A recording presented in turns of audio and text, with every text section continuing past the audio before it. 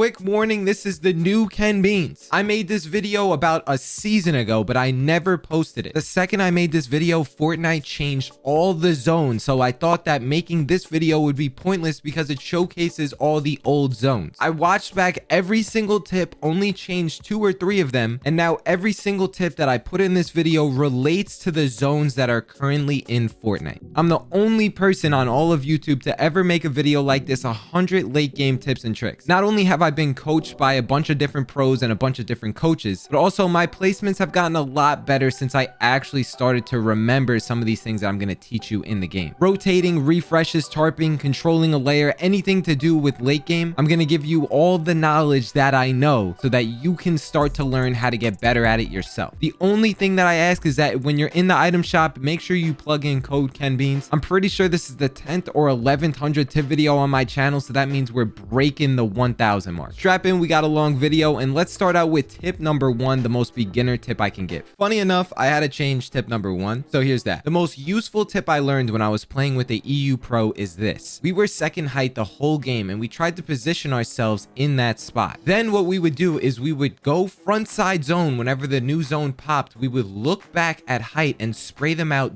deep in zone. Most people right here would try to take height. We waited for them to fall to spray them as they were falling, so that way they would not try to contest height again, and then we would easily grab it from there. No matter what type of rotations in the game, I guarantee you the same thing will apply later in Fortnite. Number 2 is something that people struggle with, some more than others. If you find yourself tarping in the wrong direction of the zone, which is a pretty common thing, do one of 2 things. You can look at the arrow of your player on the minimap in relation to where the zone is going, and then you can try and get in the zone that way. Or sometimes what Jiven told me to do, which kind of works, is you can literally look at the edges of the zone, like in the game itself, not on the mini map. You look at like the blue area and see where the zone is moving. That will tell you the direction you need to go into so that you don't get lost. Sometimes that's what I do, and I don't even bother looking at the map. Whatever rotation happens to be in the game at this point in time, you want to make sure when you're landing off something that you don't land in the most obvious spot. This is why I delayed me landing here by twirling on this tree, so that way I assure myself that no one will land in my box. What helps me a lot is I take like 2 seconds when the new zone appears, I mark it on the mini map. So in the moving zones, I'll be able to visually see where I need to end up. Going off the last tip, like I said, when I mark it, I look at the terrain too, so I can see if there's any mountains, ravines, any big sort of elevation changes. These are the things I look for so I can develop a plan in the moment. This is something that's not usually picked up on by the normal eye. In a late game situation, you want to keep in mind that the line of sight that height has on you. So if I know I'm second height, you see how here I ran in the center where height can see me? What I should have done is hug the side of the wall as I'm trying to drop down in layers so that height can't shoot me. Even moving over half a box to the left is going to make it so that I won't get shot and take damage as I'm dropping, compared to just running directly in the center where I'll probably get shot. When you're on height, you can look to make the L shape with your builds like this so that you have easy access to look back on the edge of zone. Pro players and non-pro players, they do this all the time, so that way it's a super easy way to shoot people. To be honest, it's almost necessary when you play height. Any rotate that you're gonna make, it starts either the second the zone closes or when the next zone appears. When you're trying to make your way into the end game, you're either going early or you're going late. There's no in between waiting 30 seconds and then going. That's the general rule of thumb. If you're rotating in a place like this where you're on the dead side of zone, just make sure you're fully aware of your surroundings, because most of the time you're only gonna have to block one side as you're rotating. Before you fully commit, just make sure you're aware of your angles. If you're moving in the zones and you're looking to make a rotate, you should build wood at the start and then finish with hard mats. It doesn't make any sense to have all your hard mats in the zone and then you are left in weak builds at the front. This is something that a pro named Cease taught me, and it's something that I use when I'm rotating and I see a lot of people boxed up around me. Let's take this hill for example. So as I'm trying to get into the zone, I have my pump out and there's a bunch of builds around me. Anyone that opens up is going to get a shut up shot. So it pretty much tells them to, when they open, they get shot and then they reset really quick, like they don't want to take damage. This is in hopes that you'll be able to get in without them spraying you, and then that way they'll reset their builds. You kind of need a fast sense and you need to look all around you really quick so that anyone who opens, it's just like a quick snap, like in Kovacs. Whenever you're landing off a pad, impulse, shockwaves, whatever it is, you can slide across the builds with your momentum and then just get really deep into the zone. Jiven is really good at doing this. He goes up, straight across. He's just super smooth with it. If you're on the dead side of zone, zone and you start getting sprayed at, a lot of people are going to be looking at you, and since you're the only one there, you're going to be the only focus. Switch to hard mats and try and build yourself in. Never keep building wood when you're constantly getting sprayed at. It's a big mistake. Simply put, when you're landing in an endgame, you can land off someone's tarp and just create a simple box like this, or you could even connect yourself landing below them if you think that that layer would be more free. It's not always as concrete as you might think. You can create your own space. So sometimes in like a half and half zone, you're going to get sprayed at harder and harder until more people join in. To be super safe, don't be afraid to invest a lot of mats like Muzz. You see how he creates this kind of tarp and he's blocking a lot of angles, making it really hard for third parties to continue spraying. It discourages other people from joining in, but sometimes it's kind of just unavoidable, like this guy. Whenever you go through someone's tarp or you're just ratting through some old builds, always keep your pump out and ready to shoot. Sounds pretty self-explanatory, but taking out your pickaxe, switch it to your SMG, just keep your pump out and be ready.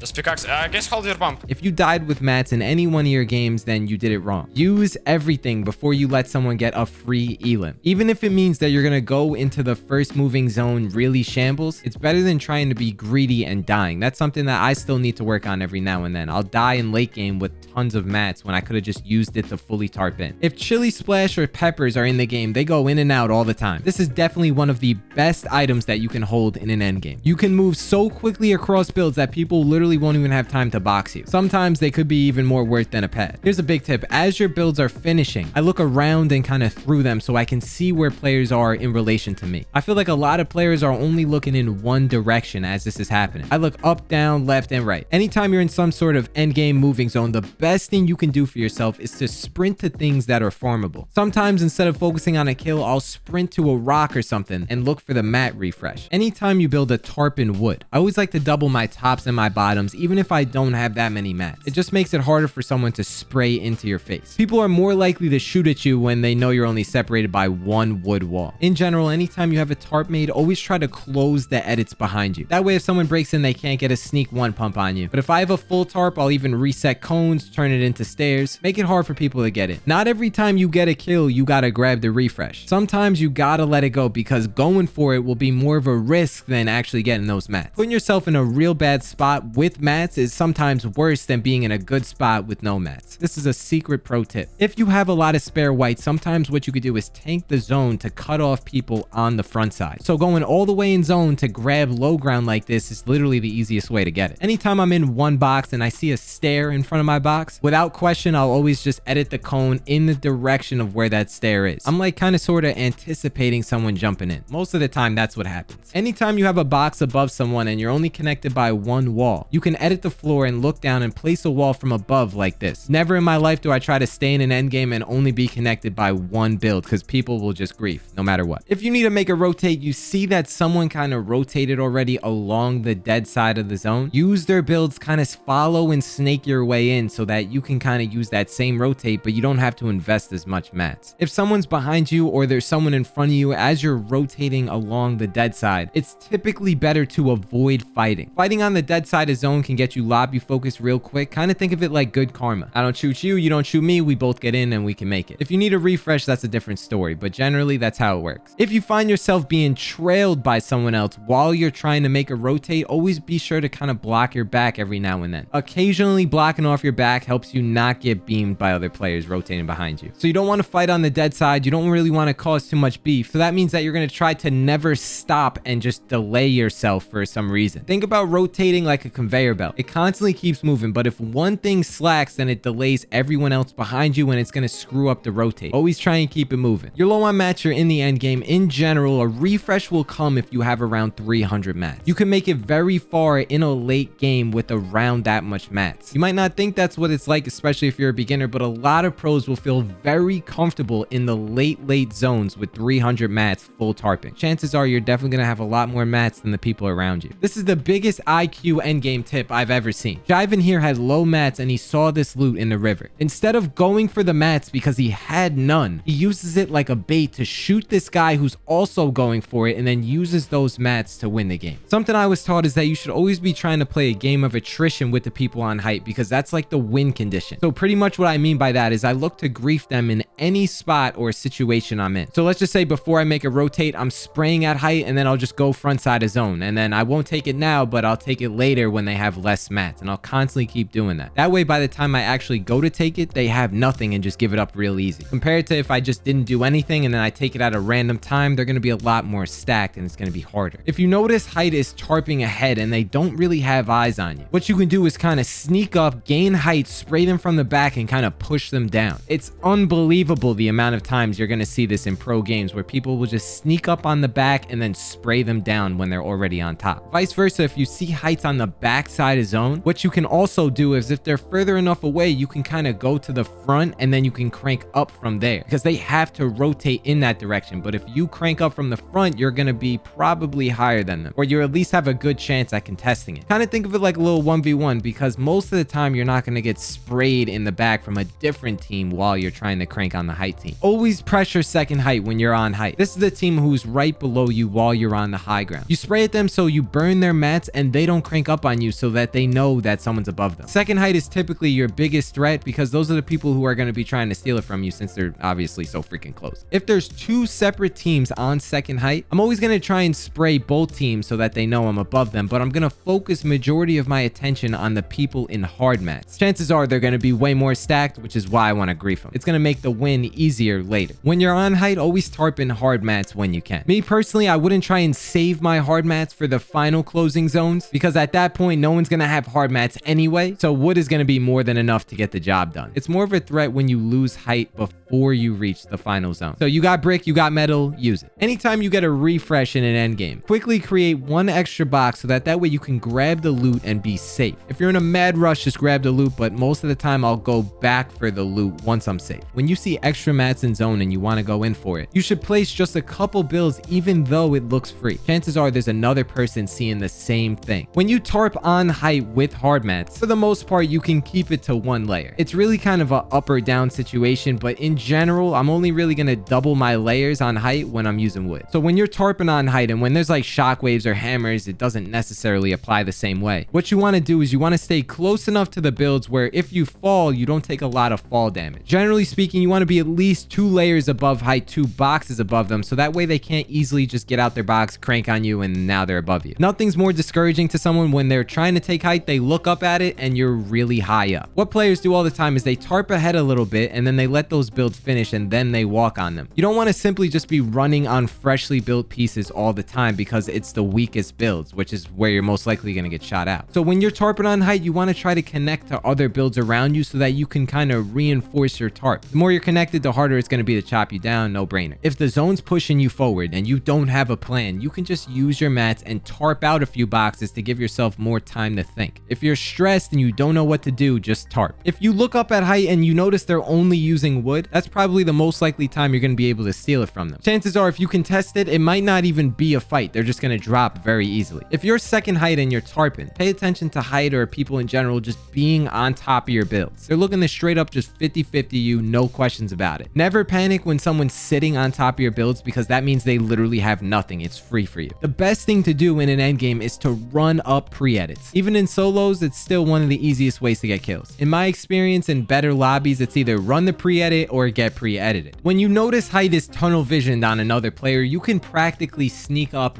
right in front of them, like 1 box away from the back, and they'll have the slightest idea. Now, depending on how bad the players are, it's going to be easier, but the more you try it, the more you get comfortable with it, because at first it's going to be a little difficult. Don't be afraid to drop down on second height and try and go for a wall and grab a refresh, or maybe even go for a top. Especially when you know that you have the advantage, let's say you get some damage on them, it's definitely a time where you probably want to go for a refresh. Your best chance at grabbing some mats is going to be on second height. Change layers frequently while tarping or running on the mid ground. This makes you harder to track, therefore harder to kill, and you'll see players all the time build a couple builds up and then they'll go down and then they'll go up again. It's a super good way to not let other players track you. Almost any rotate, you want to avoid the middle of the zone. Try to always put yourself on the side, left or right of a zone. The center is where you're going to have the most threats around you from either direction, and it's going to be the place place where you're gonna have to be the most aware because players are just gonna land right near your box all the time. The only time I like to be center zone is when I know that I have to grab a refresh. In the center, this is where I know that a lot of players are gonna be, so my chances of grabbing something is pretty dang high. Sometimes when I rotate in an endgame, I'll land above someone like this and then turn around and try and box fight them from the top to grab a refresh. As I land, I look to place 2 floors, one underneath their cone, and then try and quickly take the cone above their box and then get the kill. You do it quick and it will work a lot. Here's a few kind of solo tarps that I would practice. These are the easier ones, stuff that's pretty easy that I would use in an endgame. This is what that looks like. This tip is a more advanced version. These tarps are a bit more complicated, but you can see that they're still pretty useful, and there's even some other, I got some clips of some other pros using this exact one. It's kind of like advanced solo tarps, but to be honest, I would still even use these in duos or trios. If you start getting shot at on a mid-ground layer, just full tarp the whole thing if you need to. Either that or you're gonna stop and pause and then wait to go when the pressure gets off you a little bit. Just remember to not die with mats. In these zones, using them is totally fine. No matter what the mode is, when you create a tarp, you want to block your back every 3 to 4-ish boxes. Never have a full tarp where someone can see you at the front when they're all the way in the back. You're gonna die a ton in Fortnite if that's the case. Okay, so when you have hard 0 mats in the game, you have one of 2 options, generally speaking. You're either gonna rat in someone's tarp, break in and just try and just sneak in, maybe grab a refresh that way, or what you're gonna do is you're gonna rat on the edge of builds or like the edge of zone and try and pick something up on the edge of the circle. The most shambles players are gonna be on the back side of the map, so even when you kill someone, you're gonna grab that siphon and it will take you so far. So when you have mats, you want to avoid the back side of the zone. So when you're on the edge, the center of it is the most grief thing ever. If you have mats, this is just not the look to be back here. So when you're forced to play on a mid layer in a game, you play it by ear, of course, but I guess a general rule of thumb would not be the very last to rotate. The hammer meta, which we were also fond of, if you waited the very last second, you would just hammer into someone's tarp and not go to the front of the zone. That's why it paid to go a little early in that meta. That way you have a freer rotate. Typically, I would say beginner players think they need to tarp the entire zone and just get refreshes along the way every second. An endgame is a nice flow of tarping ahead, looking back, grabbing a refresh, then running, tarping, and then looking back, grabbing a refresh. It's kind of a stop, go, and you don't always need to be full tarping the entire thing. If you do manage to find yourself on the back side of a zone, what you're gonna do is you're gonna tarp out of it and then maybe look for a sprint. It's very rare that you're gonna see someone just running out of the back side of zone when they have mats, because 9 times out of 10 there's gonna be someone looking back there looking to just get some kills. Let's say you're rotating with any movement item, impulses, hammer, whatever it is. Try to stick to one side of the zone, left or right. I would definitely avoid trying to go through the center of everything. That's what you want to look for, but it doesn't always go down like that. That's a perfect scenario. So you know a player has nothing, like I said in a different tip, when they're on top of your build. One thing I was taught by coaches is that, yeah, you can try and go for the kill, but the safer play is to just ramp up and go for the height. Then you can look down and try and grab a kill. So one thing a pro taught me was that as I was to stop moving and I'm like creating that box to get into the zone, I'm instantly and already developing a plan for what I'm going to do the next rotate. So whenever it comes time to move again, I always have a plan to what I need to do. Pretty much always trying to stay one step ahead so that way I don't get an impulse decision being made last second. If you're rotating with a launch pad and there's players that are well developed on height, just low pad the thing. Low padding in late zones is almost the play every single time if they're in the game. You'll know what I mean for the people that die by it. If you high pad in the late game, you're probably dying out the air. Going off that, even before the moving zones are happening, the time to rotate is when you hear other people rotating. When I play the game, usually I try to never be the first person to act. The second, third, or even fourth is the most ideal. If you have a refresh opportunity, or let's just say you're looking for one, be mindful of the people around you before you go to fight. The most common time that someone will sneak into your box is when they realize that you're focused on something else. The second they hear you shooting or spraying at something else, that's when they're going to start breaking in, because it's the least likely time they're going to be heard. This right here is a really pro move. So in endgame, what I've seen good players do, they look below, above, or in front of them to see which walls recently got reset. The second that happens, they go in and they pickaxe clean and smooth in, and they get right in your face for a quick kill. If you're on low ground or whatever ground, you're just looking at someone ahead of you, it could definitely be worth to try and block your angles, sort of create a box outside the box you're shooting from, so that way your head can't get jumped pretty easy. So if you have tons of white heals, splashes, flops, you're in a super congested area. Stay calm, use those whites in the zone, make a storm play to scout a path so that way you're not just mindlessly tarping into other people or just running in the open with no builds. When you're tarping on full low ground, look to cut off other teams on that layer, tarp ahead of them, block them off so that way you can try and bully them off and make them do something else, just get them away from your space. When you can control the low ground like that, that's how you win the game. So if you're new to the game, you're going to think I need to grab a refresh. Let me look back behind me. What I've learned from players over the years is that you can look ahead of you, and if you crack someone ahead of you, you can use a few builds, tarp over, and then just get in their box. This is the best way to try and grab refreshes because now you're ahead of the zone and you have more mats. It's a win-win. So if you're getting low on mats and you're in the moving zones, there's always going to be random builds all over the place. I mean, you're just looking and you're going to see all these builds. If there's ever a stair or a weak wall, this is the best time to exploit in. This could be some of the freest kills for you, and it happens to me pretty much all the time. So when you get cracked with a lot of mats in the end game, you always need to make sure that you're healing in 2 boxes and not just 1. I didn't do it right here until my coach reminded me to do so, and then that's when I created another box. Now I'm way more safe in this. It should have been my instant reaction to try and do this because it just discourages people from spraying at you. In duos especially, what teams look to do when they don't have a lot of mats, they look to get in on wood tarps. So if a wood wall is fully healthy, they both swing their pickaxe at the same time and they have more of an advantage to try and get some quick shots than just trying to take it safely 1 box away. Those slight things of jumping in, kind of scaring the other team in the box, that's what can kill them and take them off guard. So when I land in my own box, I kind of create a little tarp, right? I look to pay attention to who lands diagonally from me, like on my tarp, and I take their bottoms 1 piece at a time. So we replace their floor, and then I try and shoot the cone and try and turn that into a stair so they just drop down right in my box. The faster you do it when they land, the more they're not going to be ready for it. So usually I would say, I mean, at least in my situations, you're going to count on people to just make crappy edits in the end game. If you're completely cornered, you have nowhere to go, the guy has the wall in front of you, just sit there with your shotgun now because chances are they're not going to make an optimal edit. In a top 5 situation, I don't think the first thing they're thinking about is how can I make this edit the most optimal. They just think you're weak and they're going to kill you with 1 shot. The best places to be in an end game is either front side, low ground, or high ground. So when it comes to the final zones, you really don't want to be the middle ground team because you're going to get pressured from both above you and below you. So try to make a play on the spot that's going to win you the game. When you're on front side, low ground, you need to be heavily scouting the terrain around you. You need to be prepared to move up a couple boxes or go down even more. But if it does pull up a heavy mountain, you want to try your best not to get buried. So the earlier you do that, the better. So when I'm in an end game and I see it pulls literally vertically up a mountain that I can't tarp up, the easiest thing to do to like try and get yourself above that mountain is to go to the left or right side of all the congestion. Sometimes you're going to have to tank zone for it, but it's definitely the play because it's where the least amount of players are. Speaking of, you should definitely learn how to tarp vertically up in full speed because if you need to move up layers quickly, this is going to be the safest way to do it. So when I got my game reviewed by a pro, his name was Jamper, he told me that I was carrying too much shields into my end game. If you get a refresh and they drop all these heals and you don't know what to choose, you want to pick up as much whites as possible. Ideally, you just want to use splash and floppers. The floppers are for your white health and the splash is for your blue. It's a complete game changer because anything you can do to give yourself more time in zone is going to help you win the game. So let's just use this as an example. You land on the low ground and you think you're going to get buried. Quickly just create a top box like this in hard mats. This is the best way to gain vertical space, which is super important in the end game and it makes it rotate easier. The next tip is to gain vertical space as much as possible. One way pros do it all the time is whenever they create a box, they just jump in their cone and they're gaining vertical space that way. Even going up just 1 layer in your own box is a really good way to get elevated for the next zone. Naturally, in end games, you never want to drop fully low ground until the later zones. It's so much easier, especially in solos, if you kind of use other people's builds to cheap tarp around and just stay elevated. When you get cracked and then you go to box up in an end game, when you have the full box made, don't pop your heals right away. Give yourself 1 to 2 seconds after the box has been created so that you can give yourself some assurances that no one else is going to spray you. Then you can pop your heals in peace. Right after you land, that's the most likely time you're going to get sprayed at. If you wait a second, it's going to be less likely. That pause will save a life. Even in general, if you don't get cracked, you create a fresh box. Always hold your walls flip your cone for protection. That way you can't get jumped in on at any given moment. Players all the time, they play super cautious, super safe, just in case, and then that will help them win the game. So if you use a pad, any sort of rotation, some sort of perk, whatever, it's better to try and land safe than land deeper into the zone. Landing further back away from the hot spot of where everyone else is going, it makes you have to rotate again, but at least you're safe enough to the point where you're not going to 50-50 anyone. Players all the time, they're looking to save hard mats. So one thing I do in particular, and a lot of other players, they build a box in hard mats, but then they build the cone in wood. That one metal or brick build, it could absolutely be the difference maker in the final moments of the game. If I'm absolutely max mats, I try to save my metal for the final zones, but I always use a little bit of each mat throughout the moving zones, so that way you got to think about it. When I grab a refresh off a body, I can get cap mats back. If I had full brick in that fight and that guy only had brick, then I don't gain anything. But because I used a little bit of each, no matter what, when I get a kill, I'll get max materials back. So if you're an advanced tarper, what you're going to do is you're going to build a little in hard mats. And then as you continue and you realize that no one's spraying at you, you could quickly switch to wood and try and throw in a quick little cheap box in there and then build the rest in hard mats. This prolongs the life of all the hard materials you got so that you can save them for later. Only advanced tarpers are going to do that. So one thing Cease taught me was to always triple edit your cone in the direction of the biggest threat. This is something I do when I really want to play safe and cautious, and that definitely doesn't hurt to throw that in there. When you're in the heat of an endgame and you create a box, quickly turn and make sure all the walls are yours before you do something else. You'll be surprised how many times by just turning around, looking at your walls will actually save you. I get caught lacking a ton, and I just got to be more hyper aware. When I know I got a lot of mats, I'm not looking for 50-50 plays. So if a player with no mats tries to run into my box like this guy, I hold him out and I play it very slow and I don't go for any baits. Like right here, I know if I reset this cone, this guy gets first shot. If he breaks it with his pickaxe, I get first shot. So I just play slow and I don't rush. Anytime you tarp in wood, you need to be hyper aware of the sounds around you. In a tarp like this is when you're most likely to get psychoed on. Chances are you never ever want to go into a valley in some sort of endgame. You're pretty much asking for death every time, because if the zone pulls up the thing again, you're gonna have to just burn so much more mats. If you can avoid it, definitely do so. In the late game, if I make a window edit, I never like to touch the wall as I'm looking out. See how I'm sitting further back right here? Even this much space will give me more time to react when someone jumps at me. I can't tell you how many times this has saved my life. If you have spare whites, you can use them in zone like we talked about in this video, but you can go to grab mats with those whites. The reason why I like having so much whites is because you can use them to grab not only other positions, but just mats in the zone. A few builds in the last 1v1 is going to be a huge difference maker when it comes down to it. The absolute final tip is to use code KenBeans in the shop. I'm telling you, this is the best way to support. Also, check out my other two channels down below in the description. I hope you learned a thing or two about endgames. If you're a beginner, this is definitely a thing that you probably want to watch more than once, because there are some high level tips in here. It's been your man Ken, and honestly, my voice is shot. Hope this video isn't too long for you. See you later. Peace.